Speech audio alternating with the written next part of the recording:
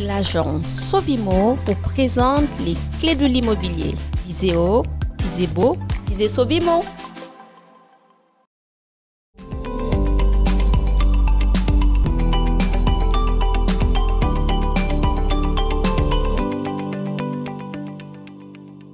Bonjour à tous, j'espère que vous allez bien. Aujourd'hui, j'ai l'honneur, un réel plaisir de recevoir dans notre émission Les clés de l'immobilier, Madame Jules Tiffany. Bonjour Tiffany. Bonjour Vassia. Tiffany, est-ce que vous pouvez nous parler un peu de vous? Oui, bien sûr Vassia.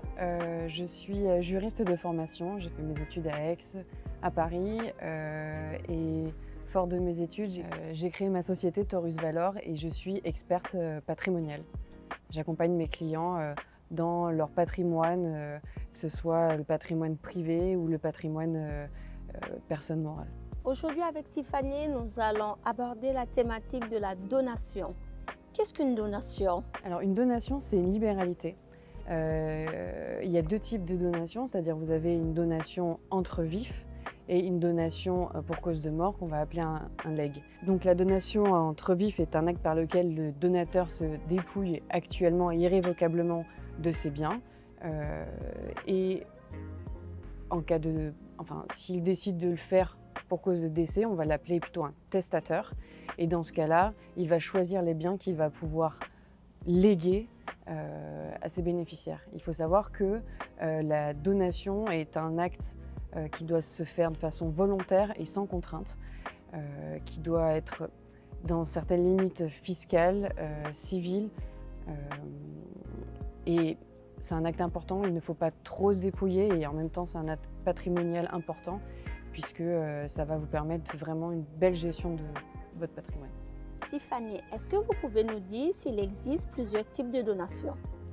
Alors Vassia, effectivement, il existe plusieurs types de donations. Nous avons tout d'abord le don manuel qui est la façon de donner la plus simple.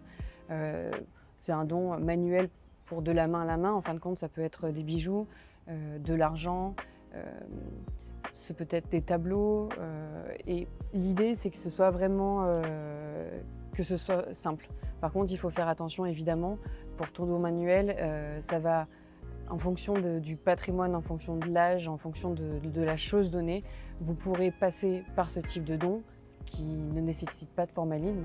Une autre forme de donation est la donation indirecte qui, elle non plus, n'est pas forcément formalisée. Elle va permettre à un donateur de donner à un donataire de façon un petit peu détournée. C'est-à-dire par exemple par le biais d'une assurance vie, par le biais d'un prêt que le créancier le débiteur ne va pas rembourser, ou en renonçant à la succession. La donation déguisée, quant à elle, est une pratique frauduleuse. Elle s'apprécie en fonction vraiment de l'acte. C'est-à-dire, par exemple, si vous décidez de transmettre un bien qui a une valeur de 500 000 € à une valeur de 200 000 €, là, on va considérer qu'effectivement, c'est frauduleux. Plusieurs personnes peuvent agir contre vous, dont l'administration fiscale, qui peut vous redresser jusqu'à hauteur de 80% de la valeur du bien. L'administration fiscale, les tribunaux vont vraiment rechercher quels sont les liens entre le donateur et le donataire, l'âge du donateur, la situation financière. C'est vraiment au cas par cas que l'on peut dire que c'est une donation frauduleuse, mais effectivement, la donation déguisée n'est vraiment pas à conseiller. Une autre forme de donation est la donation en avance douarie. Cette donation permet de donner en avance de part successorale. Elle sera rapportée au moment de la succession, ce qui permet aux héritiers de rester sur un même pied d'égalité. À l'inverse, vous avez la donation hors part successorale. Là, dans ces cas-là, on va choisir un héritier à qui on va donner et ce sera sur la quotité disponible. Si jamais la donation dépasse la quotité disponible, alors là, on rapportera par rapport à la réserve de chaque héritier. Une donation qui est pour moi une donation vraiment à conseiller, Vassia, Oui. C'est la donation de partage. D'accord. Pourquoi? Parce que vous allez prendre tous vos héritiers et leur donner une même somme d'argent ou en valeur, une même valeur. L'idée, c'est que cette valeur va être figée au moment de la donation. Et au moment de la succession, on ne va pas aller rapporter cette donation. Un exemple, vous avez 3 enfants, vous allez donner en valeur 100 000 € chacun. Il y en a un qui va acheter une jolie Ferrari à 100 000 €, il y en a un qui va construire une société et le troisième va construire une maison. Tout à fait. Au moment de la succession, celui qui a acheté la voiture, on peut tout à fait penser qu'elle n'a plus du tout la même valeur, qu'elle est à moins de 100 000 €. Celui qui a construit la société, on peut imaginer que maintenant elle vaut des millions. Et le dernier, on peut imaginer que les 100 000 € sont restés intacts, en tout cas la valeur. Dans ce cas, on ne va pas aller rechercher chez, par exemple, celui qui a transformé sa donation en millions. On ne va pas aller le rechercher pour qu'il donne une partie à ses frères et sœurs. L'idée, c'est vraiment de figer au moment de la donation, à l'instant T, chaque valeur. Si on ne fait pas de donation partage, par contre, il faudra toujours rapporter au moment de la succession. Et souvent, c'est un vrai sujet, particulièrement entre les frères et sœurs. C'est un peu dommage quand on est un entrepreneur, on réussit sa vie et on est parti finalement de la même base que ses frères et sœurs, et de devoir donner, diviser sa société en 3 par exemple, pour cause d'une donation finalement mal définie. Alors, il existe 2 types de donations, la donation graduelle, c'est-à-dire qu'on peut donner, un grand-parent peut donner à un enfant qui donnera lui-même à son enfant, la donation résiduelle. Vous avez la donation avec clause de retour conventionnelle, c'est-à-dire que si jamais le donataire décède, le bien reviendra au donateur. Vous avez aussi la donation pour clause d'inaliénabilité. Alors là, on va considérer par exemple que la personne à qui vous donnez le bien, par exemple une maison ou un appartement, est un petit peu jeune, vous avez peur qu'il ne gère pas correctement son bien. Dans ces cas-là, vous allez l'obliger pour un temps donné à ne pas le vendre, par exemple 10 ans. Ça, c'est souvent le cas quand on fait des donations à des personnes un peu jeunes ou un petit peu fragiles, ou qui n'ont pas conscience un petit peu de ce qui se passe et de la valeur des choses. De la valeur du bien. Et enfin, vous avez 3 autres types de donations qui sont là plutôt des donations liées au mariage. Vous avez des donations au dernier des vivants. Donc ça, c'est pareil, c'est vraiment quelque chose à conseiller, à mon sens, puisque ça permet au dernier vivant du couple de choisir ce qui va se passer au moment de la succession. Vous avez aussi la donation avec attribution à la communauté. Donc vous allez choisir un bien qui va être attribué au moment du décès à la communauté.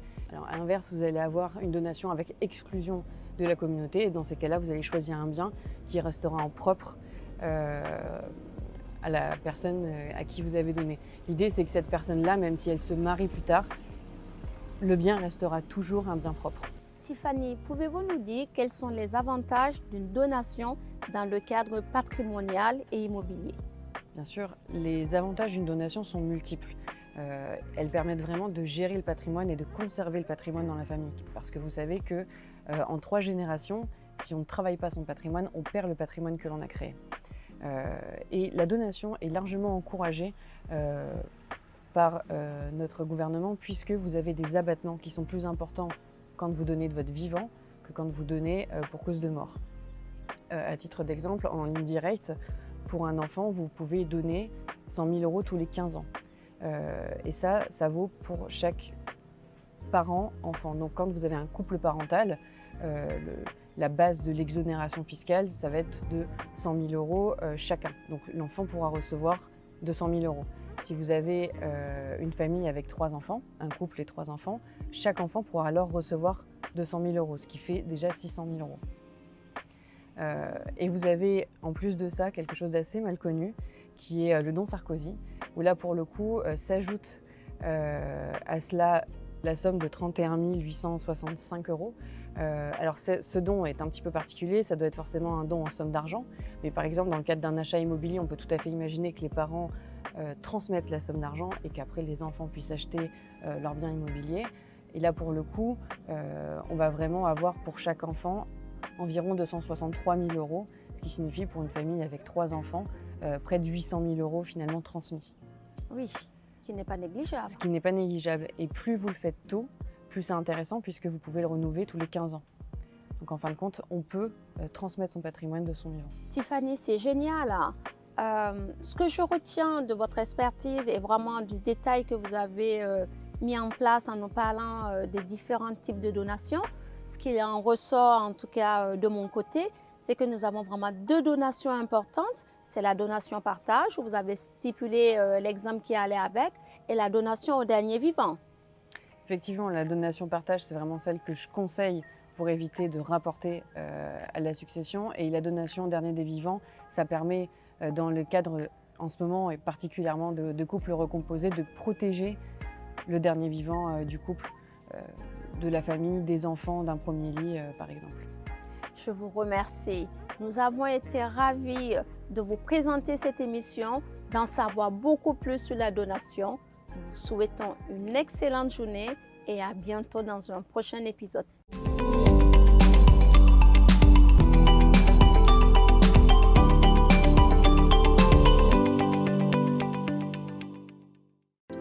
L'agence Sovimo vous présente les clés de l'immobilier. Visez haut, visez beau, visez Sovimo.